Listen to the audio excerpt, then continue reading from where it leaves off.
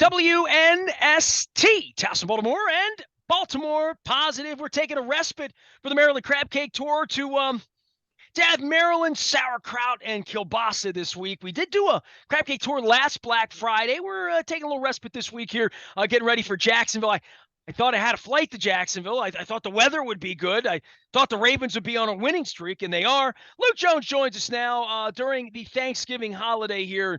As much as we have beaten up the team about the offense and the lack of offense, certainly, and I don't know that we would have thought about this when they were giving away 3 touchdown leads defensively back in September, but the defense has certainly taken the emerging role for this franchise again in the time-honored tradition of Ray Lewis and Ed Reed.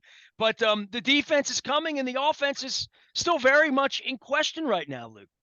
Yeah, and what's funny about it is you still look at this team statistically, at least going into Sunday's game, and it was still the offense that looked better on paper because of how well it was playing earlier in the year. And how well, let's be clear, it's not as though the offense was playing poorly before the bye, but certainly we've seen the running game be really, really stout. It wasn't so stout on Sunday, and the passing game, kind of go in the wrong direction since early in the season. But on the flip side, yeah, the defense was outstanding. And let's be clear, they needed to be outstanding, and they should have been outstanding on Sunday because we are talking about a Carolina Panthers team that had already benched Baker Mayfield once and had fired their head coach back in October. And, it's a team that's banged up, and they've got some talented players on both sides of the ball, one of them being DJ Moore, of course, the former Terp.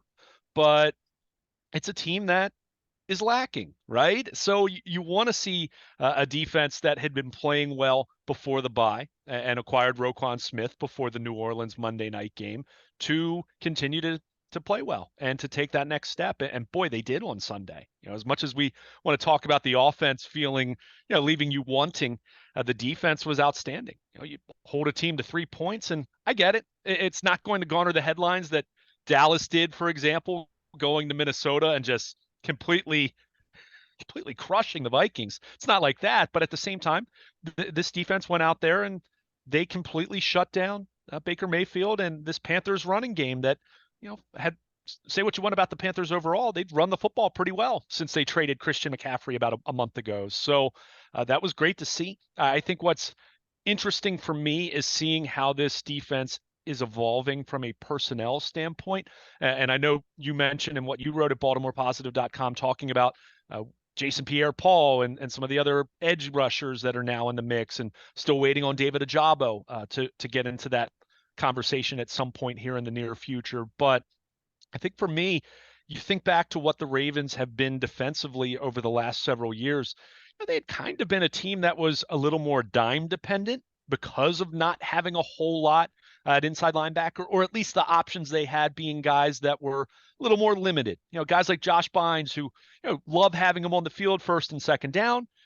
Obvious passing situations, maybe not as much. And same thing with Patrick Queen until this point in his career. But with the acquisition of Roquan Smith and until his knee injury on Sunday, and again, the Ravens will hope for the best because Kyle Hamilton had been playing some of the best football of his rookie season over these last couple games.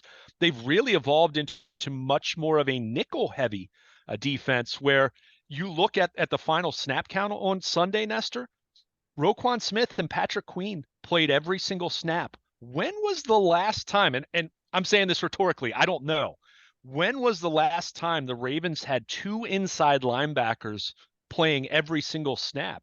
You might need to go back to Ray Lewis and Bart Scott. And I was going to say Ed Hartwell didn't play third down because I remember he and I having an intimate conversation about that at one point. So, right, yeah, right.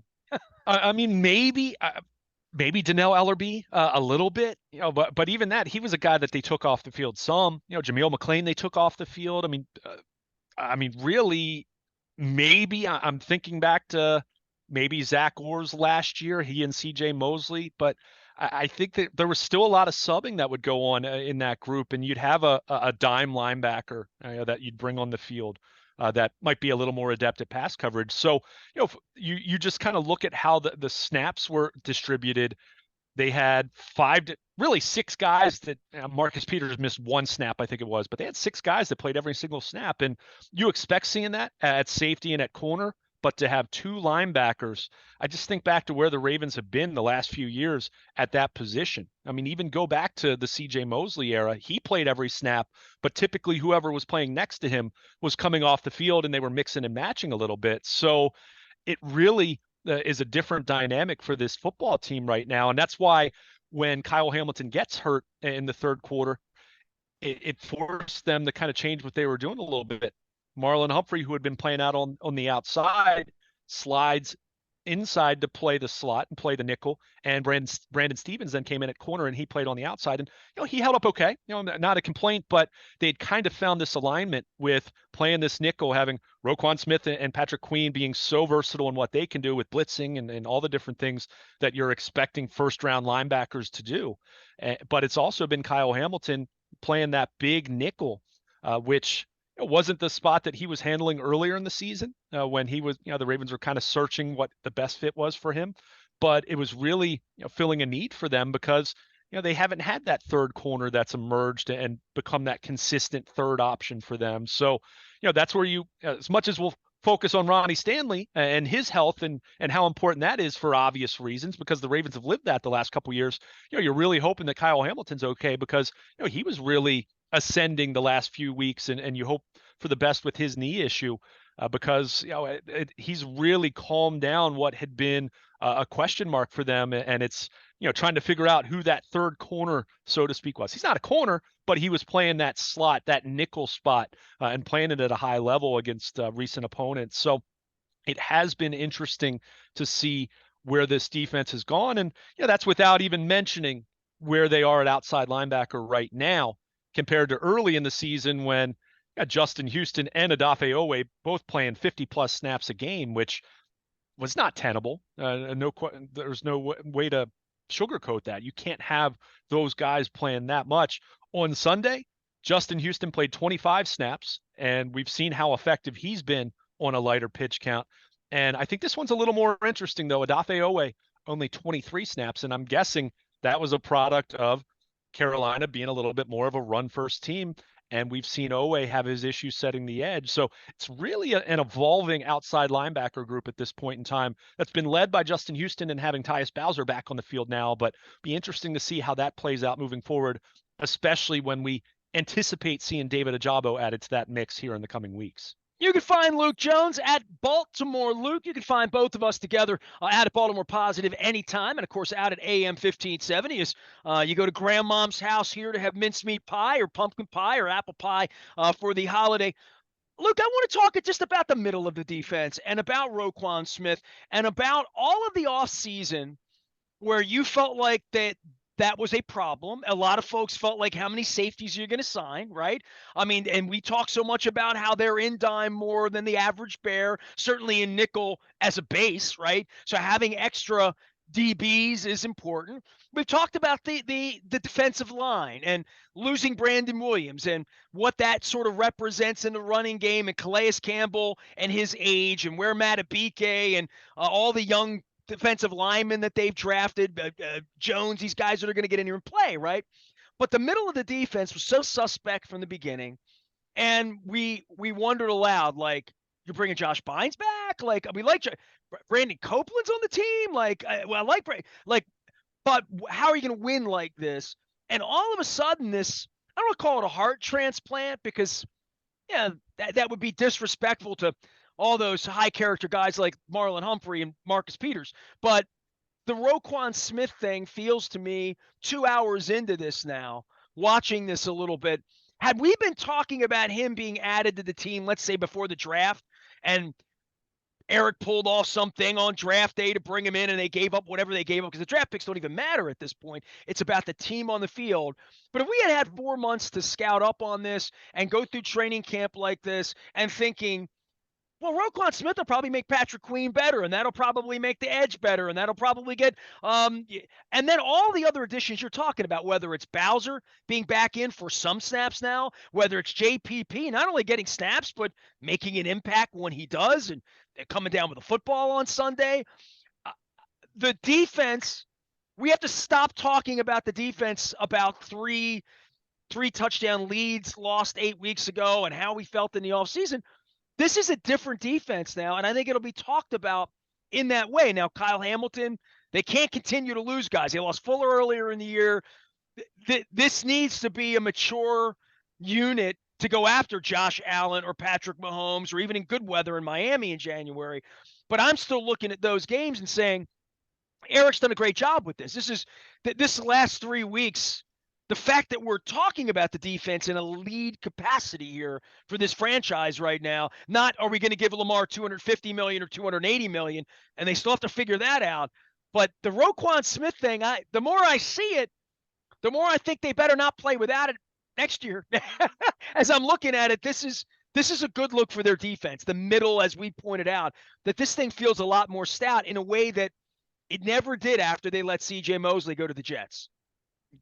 Yeah, I think that's fair. And I want to be very clear about this. I do think, and I know Marlon Humphrey was asked after the game, is this the best defense you've played with? I think we need to pump the brakes a little bit. Wink Martindale had some really good defenses prior to last year. Who the hell asked that question? I mean, we're not even I into can't that. remember. I mean, it's just that, we're all prisoners of the moment to some degree. But it's not as though the Ravens had bad defenses in Lamar Jackson's first 4 years. It just wasn't the truth. Now, last year, yeah, it was bad by the end of the year because you didn't have Marlon Humphrey and Marcus Peters and, go down the list of guys that they were lacking by the end of the season. But on its best day, the linebacking core in the middle, going back to everybody they've drafted who hasn't worked out.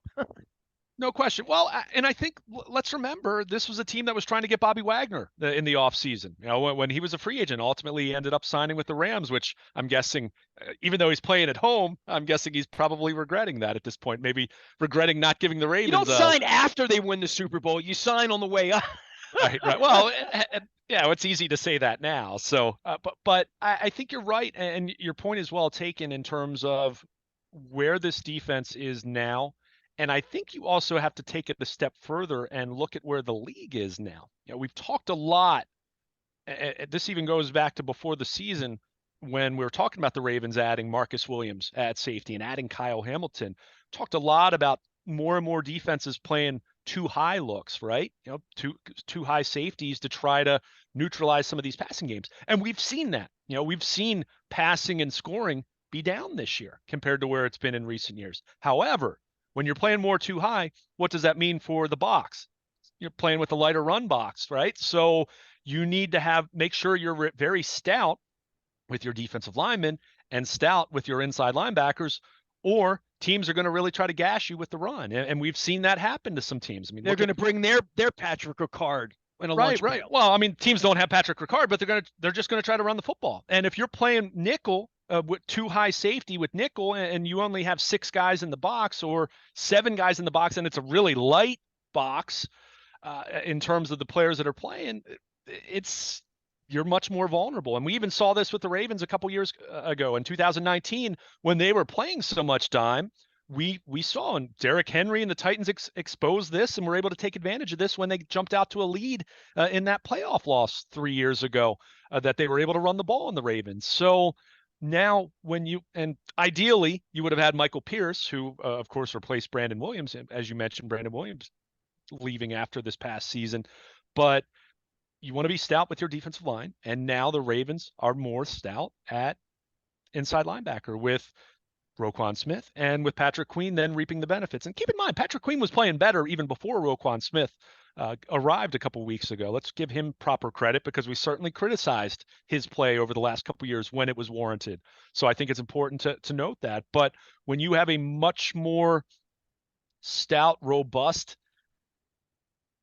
front 6 in that case, when you're playing a nickel, even if Kyle Hamilton or Chuck Clark or whoever's going to move into the box pre-snap, it allows you to stop the run and still not be vulnerable against the big play in the passing game. So that's really where teams are trying to find that adjustment now. And that's where, as much as we've talked, guys like me have talked about positional value and off-ball linebackers not being quite as valued as they had been in the past because of it becoming more of a passing league.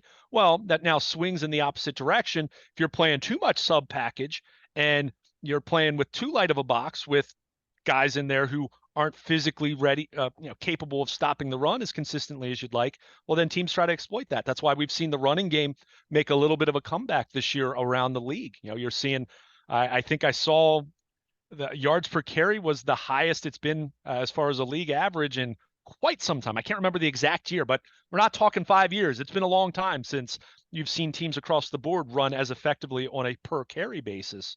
So that's where you do have the Ravens, to their credit, maybe, I don't know if it ahead of the curve as much as just being ready for it in terms of, we need to be able to stop the run. But in this case, it's not just a bunch of defensive linemen. It's not just, getting the next version of Brandon Williams or Michael Pierce. It's adding a 3-down linebacker to the mix who, can stop the run, make a lot of tackles, but also be an impact player as a blitzer and in coverage. And to this point, the Ravens have to really like what they've seen from Roquan Smith, and it's had a great impact on Patrick Queen, because Patrick Queen, one of the best players on the field, either side of the ball for the Ravens, might have been the best player on their defense, although I think Marlon Humphrey played at a very high level as well. But you're seeing a defense that, maybe not quite, not relying on as many sub packages since acquiring Roquan Smith. It's become much more just nickel heavy, but that's okay, because if you still have the guys that they have on the back end of the defense to cover, it's puts them in a much better position at the first and second level to stop the run and also contain some of those passes over the middle of the field that were giving them problems earlier in the season. Well, it shouldn't be that shocking that with the Dolphins and the Chiefs spreading out, that the defenses get more nickely and dimey and lighter and more empty in the middle, and that allows most, or whoever your running back is, that is going to have an extra half a step because of the way defenses have to play spread, literally, right? And the personnel that they're putting in there to play spread. No question. That's why I think when you saw Miami, and they were on a bye this week, but they were able to run the ball. And I know they're playing the Browns, and the Browns stink, but I think one of the more interesting things there was, as much as you talk about Tua and Tyreek Hill and Jalen Waddle, they've been starting to run the ball, and that makes them that much more dangerous. We've seen Kansas City when they're at their best. Are they putting up big rushing volume totals? No, of course not.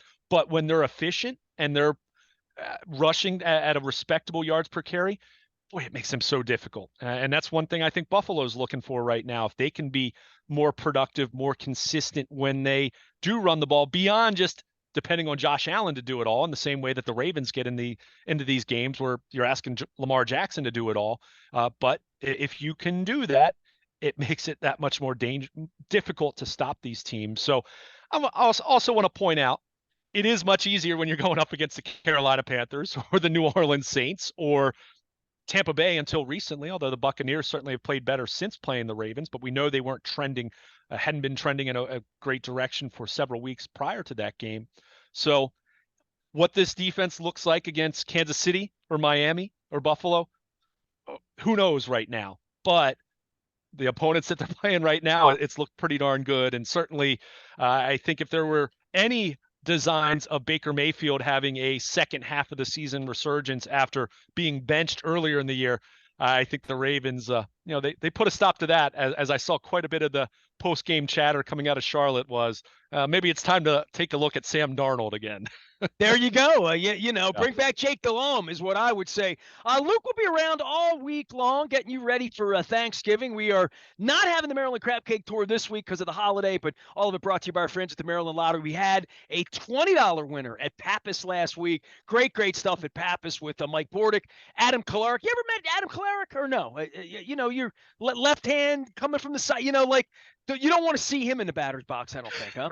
Yeah, especially if you're left-handed, right? But yeah, I mean, that's I have not, but certainly it sounded like it was a good time, but for everyone. Well, I'll tell you what, we talked a lot baseball, and it was fun, and we certainly got out for the holidays. Mike Bordick joining us, talking a little bit about League of Dreams as well, and David Steele stopped by as well at Pappas. So big thank you to our friends at Pappas and our friends at Goodwill. We'll be serving turkeys on Wednesday. If you still want to contribute, be a part of it, roll your sleeves up, come on downtown. It's Wednesday at 10 a.m. That's the call time for all the volunteers like myself. You can email me, ness@baltimorepositive.com. BaltimorePositive.com. Big shout out to our friends at Wise Markets this week as well for contributing to Goodwill's efforts downtown. And of course, Window Nation, 86690Nation, where I'm staying toasty on these 21-degree mornings. Anything you want to say about Jacksonville before we get into this or get around the league a little bit? This is normal time this week. Jacksonville's got extra time off. This game worries me a little bit. I'll be talking about it all week. We're going to go talk to Rick Ballou. Going to talk to my friend Sam Kavaris, Baltimorean Sam Kavaris, who's been down in Jacksonville all these years and votes on the Hall of Fame as well. The way the team's playing right now offensively, I don't like it. I don't like the Ronnie Stanley thing. Certainly the Kyle Hamilton thing. This is a different week, I think, for the Ravens. This is a tougher road game than the rest of the way, other than maybe Cincinnati. Well, I would say the AFC North road games, you can't take that for granted. I don't care if it's even Cleveland or Pittsburgh. I mean, that's a different animal. We saw the Sunday. Bengals. I sat there and watched them all afternoon. Yeah, and we saw the Bengals get blown out in Cleveland a few weeks back. And the Bengals overall have played some pretty good football here of late. So you never want to take those games for granted. But of the rest of these games coming up against 3-7 teams, I think Jacksonville is a team for a 3-7 opponent. Again, they're 3-7. I've said it 3 times now. I want to be clear about that. I'm not trying to gas them up and make them out to be more than what they are. However, you look at their 7 losses, 1 score loss, 1 score loss, 1 score loss, 1 score loss, 1 score. You noticing a trend here? And then they lost in Kansas City 2 weeks ago by 10, a game that if you watched, they hung around. They competed. It was not a slam dunk for the Chiefs. And I know the Chiefs kind of do this thing where, Sunday notwithstanding, which was a heck of a football game, by the way, but the Chiefs jump out in front of teams and they tend to then hide, right? They just kind of go through the motions the rest of the way and ends up looking closer than it was. But, this is a Jacksonville team that has looked pretty good at times.